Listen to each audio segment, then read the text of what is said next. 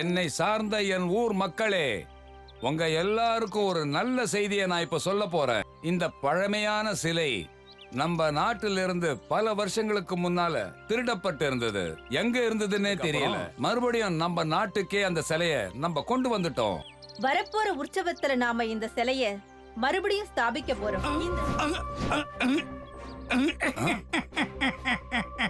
ஒருத்தனால மட்டும்தான் இது முடியும்.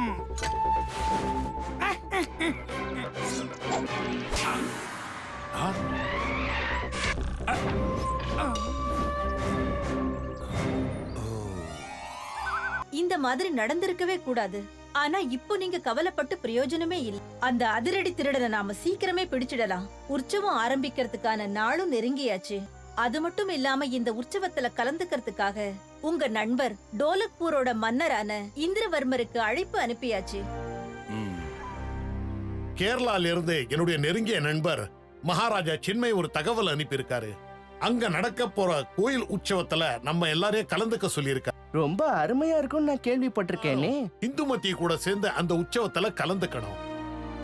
சரி மகாராஜா.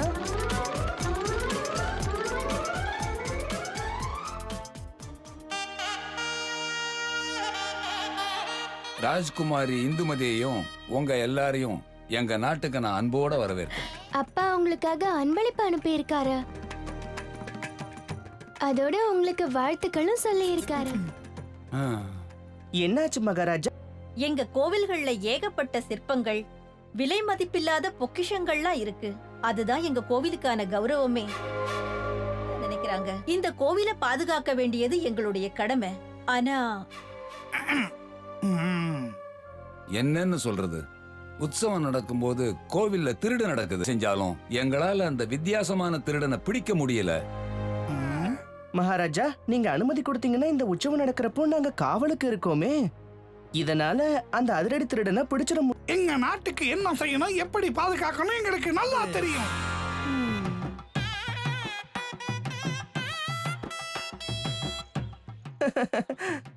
சரி வாங்க, நாமளும் அவங்க கூட போய் சேர்ந்துக்கலாம்.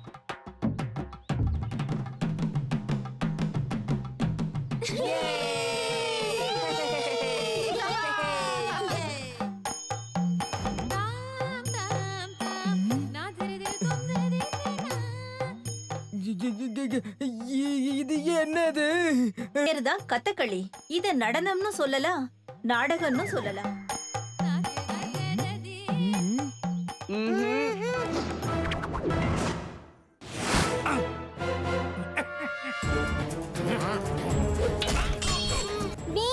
அங்க பாரு, அந்த அதிரடி திருடன் மறுபடியும் வந்துட்டானா?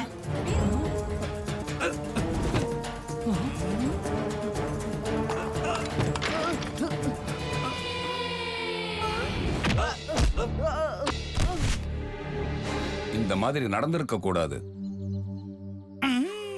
இந்த சின்ன பையனோட ஆணவம் இப்ப குறைஞ்சிருக்கும். பெருசா நமக்கு உதவி பண்ண வந்துட்டானா? எனக்கு ரொம்ப வருத்தமா இருக்கு.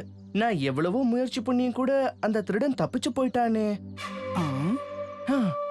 அந்த திருடனை எப்படியாவது கண்டுபிடிச்சு அவன்கிட்ட அந்த வைரக்கல்ல திரும்ப கொண்டு வந்து உங்ககிட்ட ஒப்படைக்க வேண்டியது ஏன் கடமை. இன்னும் இவனோட ஆணவம் குறைஞ்ச பாடு இல்லையா? இந்த தடவை மட்டும் எப்படி அந்த திருடன் உன்கிட்ட இருந்து தப்பிச்சு ஓடு நம்பி. அவன் என்ன தாக்க வரும்போது அடுத்து என்ன செய்ய போறதுன்னு தெரியாம நானே தவிச்சு போயிட்டேன்னா பாத்துக்கோங்களேன். அவன் களரி வித்தையில கை தேர்ந்தவனா இருக்கான். நாங்களும் இந்த களரி வித்தையை கத்துக்கிறதுக்கு ஆர்வமா இருக்கோம் மகாராஜா. கண்டிப்பா. குரு மத்தாய் கிட்டயே போய் கத்துக்கிறோம். குரு மத்தாய் மக்களை சந்திக்கிறத தவிர்த்துக்கிட்டு வராரு. அது மட்டும் இல்ல, அவர் எந்த இடத்துல களரி கலையை கத்து கொடுக்கறாரோ அந்த இடம் பல வருஷமா மூட. நாங்க அவரை சந்திச்சு எங்களோட ஆசை என்னங்கறத அவர்கிட்ட சொல்லிடுறோம்.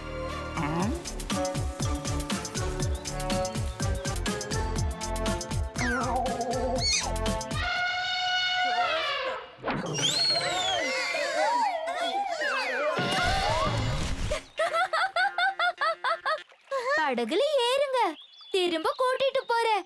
இங்க இருக்கிற கோயில்கள்ல சிலைகள் திருடு போறதை தடுக்கிறதுக்கும் அந்த அதிரடி திருடன் கிட்ட இருந்து எல்லாரையும் காப்பாத்துறதுக்காகவும் தான் இவர்கிட்ட பயிற்சி எடுக்க நாங்க இவ்வளவு தூரம் கஷ்டப்பட்டு வந்திருக்கோம்.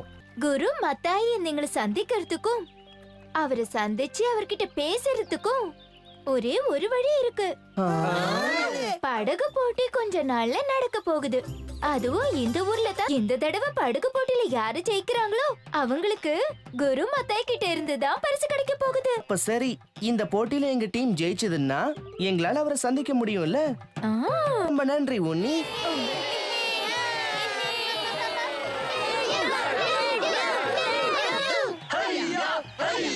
படகு போட்டி இன்னும் கொஞ்ச நேரத்துல ஆரம்பிக்க போகுது.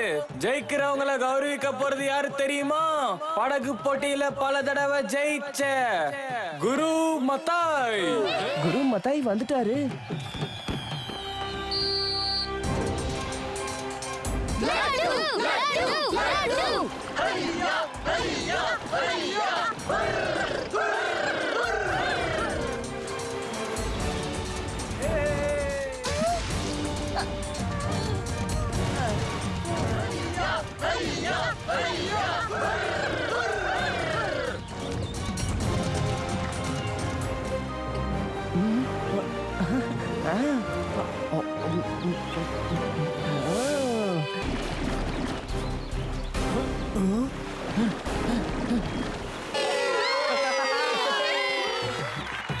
ஃபர்ஸ்ட் டைமா நீங்க கலந்துக்கிட்டாலும் பிரமாதமா ஜெயிச்சிருக்கீங்க. குருஜி, நாங்க போட்டியில கலந்துகிட்டதுக்கு ஒரு காரணம் இருக்கு.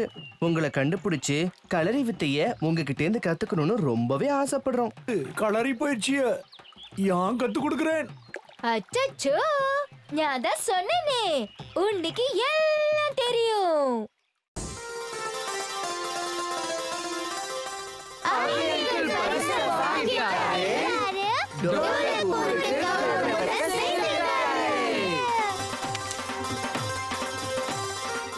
உங்களுக்கு என்னுடைய வாழ்த்துக்கள். சத்தம் கேட்டுச்சு. அது வேற ஒண்ணும் இல்ல, அந்த சத்தம் என் வயித்துல இருந்து தான் வந்தது. எனக்கு ரொம்ப பசிக்குது. வேண்டான்னு தோணுது. என்ன சொல்ற? மேல பாரு, இருக்கும். ஓ, சாப்பிட்டே ஆகணும். சரிப்பா, நான் மரத்து மேல ஏறி உனக்காக பழத்தை பறிச்சு கொடுக்கறேன்னு.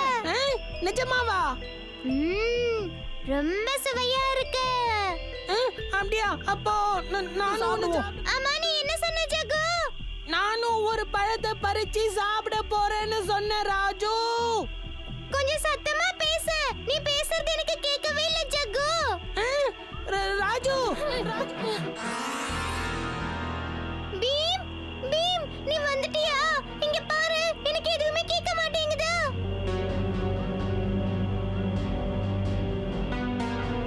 பீம், இந்த மரத்துல இருந்து ஒரு பழத்தை சாப்பிட்டுட்டேன். அதுக்கப்புறம் அது கேட்கவே மாட்டேங்குது.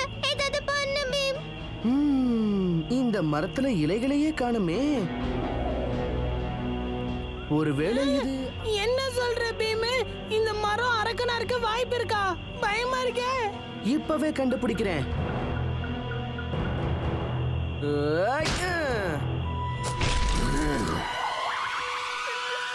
பாத்தீங்களா, நான் தான் சொன்னேன்ல.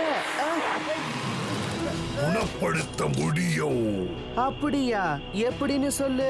அவனை குணப்படுத்தணும்னா எல்லா பழங்களையும் மொத்தமா நீ சாப்பிட்டுடணும். அப்படியா? சரி. சந்தோஷம். ஆனா ஒரு விஷயம், என்கிட்ட இருக்கிற மொத்த பழம்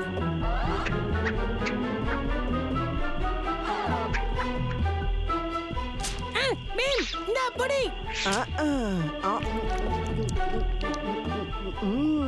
பரவாயில்லையே, இந்த பழம் நல்ல சுவையாத்தான் இருக்கு.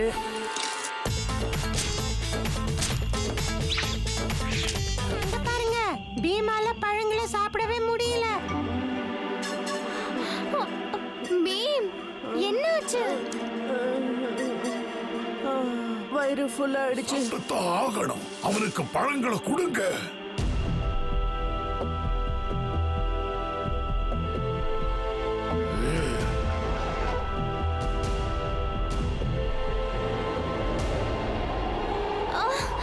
இங்க என்ன நடக்குது?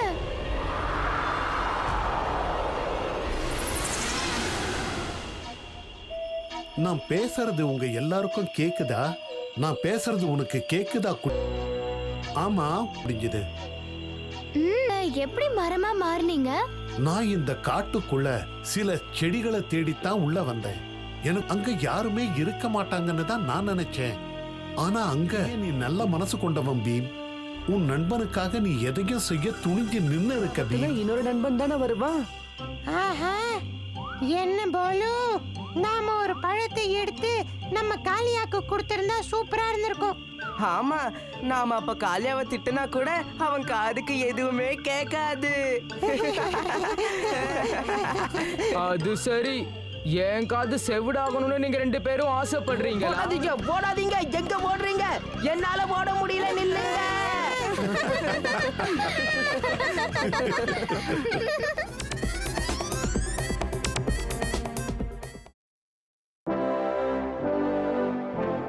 ஸ்பேஸ் ரிசர்ச்சோட இந்த ஆனிவர்சரி ப்ரோக்ராம்ல இப்ப கௌரவிக்க போறோம்.